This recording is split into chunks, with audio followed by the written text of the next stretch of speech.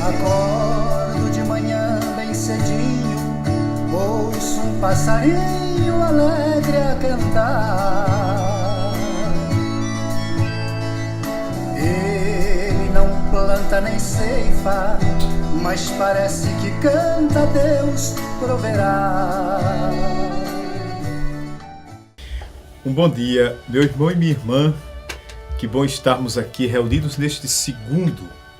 Hoje nós estamos celebrando o segundo domingo da Quaresma, neste dia 1º de março. Já estamos em março, o terceiro mês deste novo ano de 2015, tempo da Quaresma.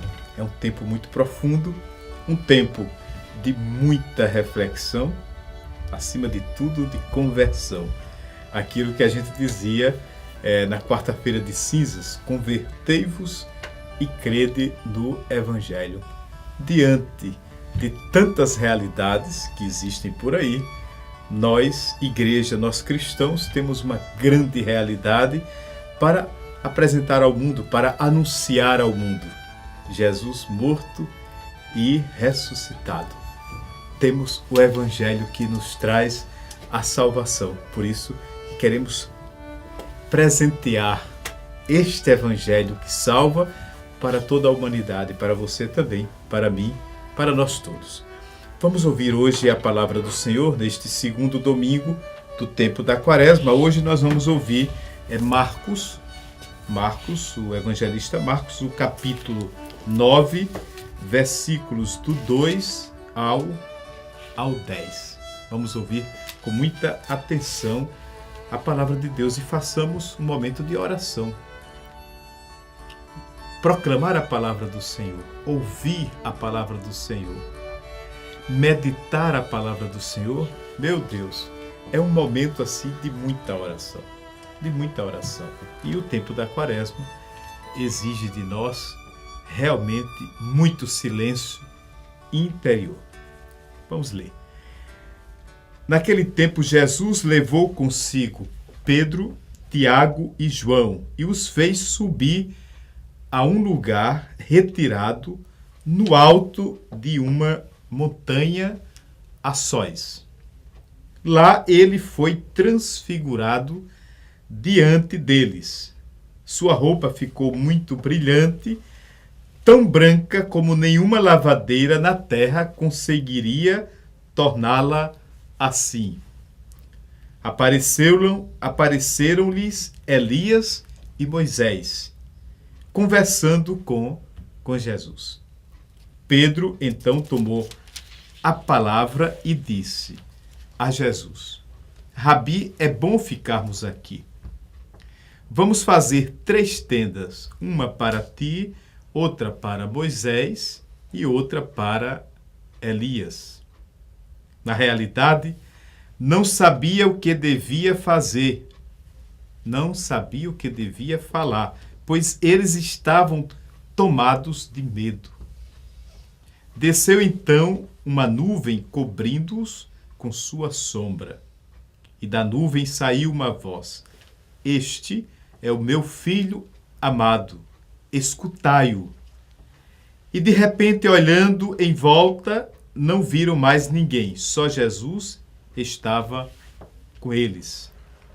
Ao descerem da montanha, Jesus ordenou-lhes que não contassem a ninguém o que tinham visto, até que o Filho do Homem ressuscitasse dos mortos. Eles ficaram pensando nesta palavra e discutiam entre si o que significaria esse ressuscitar dos mortos. Palavra da nossa salvação. Meu irmão e minha irmã, a vida é uma realidade muito sofrida, não é? Nós passamos por situações dificílimas, há um sofrimento na nossa vida. A gente não pode pensar que a vida é só coisa boa e que não é. Nós enfrentamos difíceis realidades, né? Isso é uma situação natural da própria condição humana. Agora, de vez em quando é interessante a gente prova da alegria, né? Assim como o sofrimento estar presente na nossa vida, a gente não pode negar de forma nenhuma que há momentos incríveis de muita satisfação, de muitas realizações, de muitas alegrias. Como a vida é bela, como o mundo é bonito, né? Como nós temos coisas positivas na nossa vida. A gente não pode pensar que é só negativo. Não podemos alimentar no nosso coração o pessimismo, né? A derrota, a inutilidade, de forma nenhuma. Por isso que, diante do sofrimento, de vez em quando a gente dá um grito de alegria. Os nossos lábios, eles se transformam em alegria. A gente transmite, sorrindo para o outro, esta alegria. Isso aconteceu na vida de Jesus. Imaginemos a via sacra, a via crucis. Todo aquele itinerário que Jesus passou na sua vida, na sua humanidade. Foi uma realidade muito difícil. Muitas perseguições, muitas tentações. Inclusive, domingo passado, nós, igreja, refletíamos sobre as tentações de Jesus. Jesus se retirou, passou 40 dias no deserto em oração profunda com o Pai, e lá Satanás tentou Jesus. Então, a própria vida de Jesus é um exemplo da nossa vida. A via sacra de Jesus é a nossa caminhada neste mundo. Então, Jesus foi perseguido, Jesus foi caluniado, Jesus passou por situações desesperadoras também. Agora, imaginemos aquele momento da cruz. Hoje, o evangelista Marcos diz que Jesus ele se retirou a sós com Pedro, Tiago e João e subiu com eles para um lugar alto, para uma montanha. Interessante, subir para a montanha é ir ao encontro de Deus. É provar, de uma certa forma, do projeto definitivo de Deus. Imaginemos isso. Tiago, João e Pedro, eles foram com Jesus, eles subiram a montanha, foram para um lugar alto. Na própria missa, na Eucaristia, quando a gente diz corações ao alto, aí a Assembleia responde: o nosso coração está em Deus. Quando o nosso coração está em Deus, todas aquelas realidades sofredoras que nós enfrentamos na vida, elas são superadas. Aí eu dizia, imaginemos a cruz. A cruz de Jesus foi, por conseguinte, um momento assim de muita dor, Porque ali na cruz de Jesus estava presente a nossa realidade pecadora, a nossa realidade humana. Jesus, sem pecado, ele pregou, ele fez morrer na cruz os nossos pecados. Ele apagou todos os nossos sofrimentos como consequência dos nossos pecados. Mas aquele momento da cruz é um momento dramático de muito sofrimento. O corpo de Jesus todo dilacerado, muitas feridas. As feridas da vida, as feridas da alma, as minhas feridas, as tuas feridas, meu irmão. todas elas estavam ali estampadas no corpo de Jesus. Nós somos o corpo de Jesus, somos os membros, né? Nós formamos o corpo de Jesus. A igreja, ele é a cabeça, nós somos os membros que formamos o seu corpo. Pois bem, aquele momento da cruz foi dramático, trágico, e foi um momento em que, podemos dizer assim, mexeu com a esperança dos apóstolos, né? Com a confiança que os apóstolos tiveram em Jesus. Por isso, entendamos bem isso. Jesus, ele fez, por pura misericórdia, por puro amor, ele fez com que os seus apóstolos pudessem provar um pouquinho da glória final, do que aconteceria após o escândalo da cruz. Será que nós acreditamos que após o escândalo do nosso sofrimento, após o escândalo das dores que nós sofremos na vida, será que nós acreditamos que há uma superação superior, que a gente nem, São Paulo diz que a gente nem pode imaginar o que nos aguarda.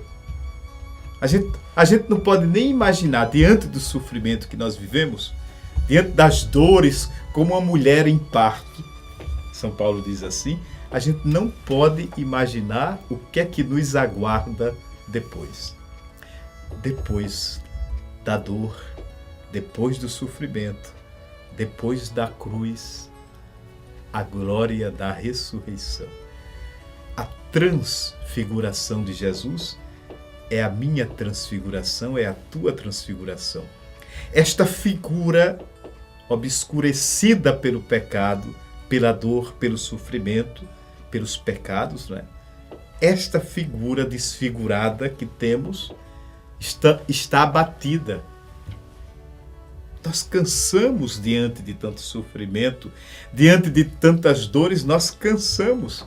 Por isso que ficamos desfigurados.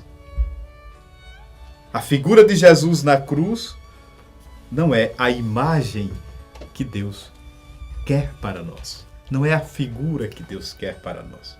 O mundo também está desfigurado, tanta corrupção. Quando a gente pensa que alguém merece confiança, que vai fazer o bem, que vai fazer justiça, essa pessoa é desfigurada por suas atitudes, suas práticas. Nós somos assim. Nós somos assim. Por isso que Jesus quis que Pedro, Tiago e João, que eles pudessem contemplar o que vem depois da morte, depois do sofrimento, depois da dor.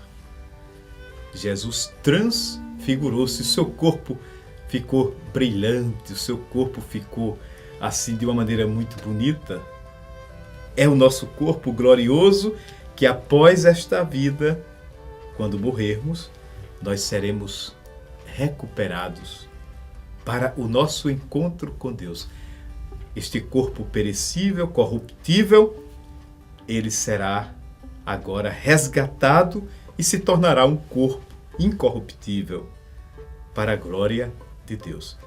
Jesus, lá na montanha, perto do Pai, juntamente com seus apóstolos, 3 testemunhas do Novo Testamento, como também 2 do Antigo Testamento, Jesus transfigura para dizer a todos, a geração passada, a geração presente, a geração que vem, que Ele é o Senhor, o Filho de Deus, que após a cruz ressuscita para nos dar a garantia da ressurreição, para nos dar a garantia da vida eterna. Nós cristãos somos felizes mesmo diante do sofrimento e da dor, nós não nos desesperamos, porque acreditamos no Pai do céu. Aproveitem bem esta quaresma. pela oração, pelo jejum, pela penitência, pela esmola. Vamos praticar esse momento de conversão da nossa vida para o Senhor. E que desça a sua bênção sobre você, meu irmão, sobre você, minha irmã. Este Deus que nos abençoa e que nos quer felizes. Ele que é Pai, Filho e Espírito Santo. Até o próximo domingo, o terceiro domingo da Quaresma que nos aguarda. Até lá. Amém.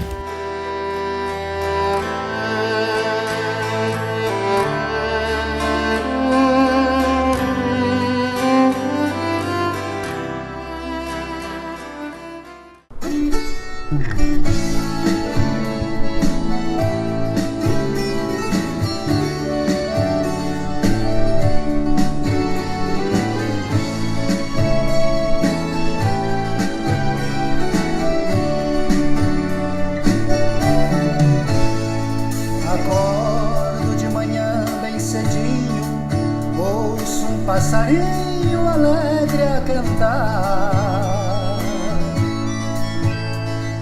Ele não planta nem ceifa, mas parece que canta, Deus proverá.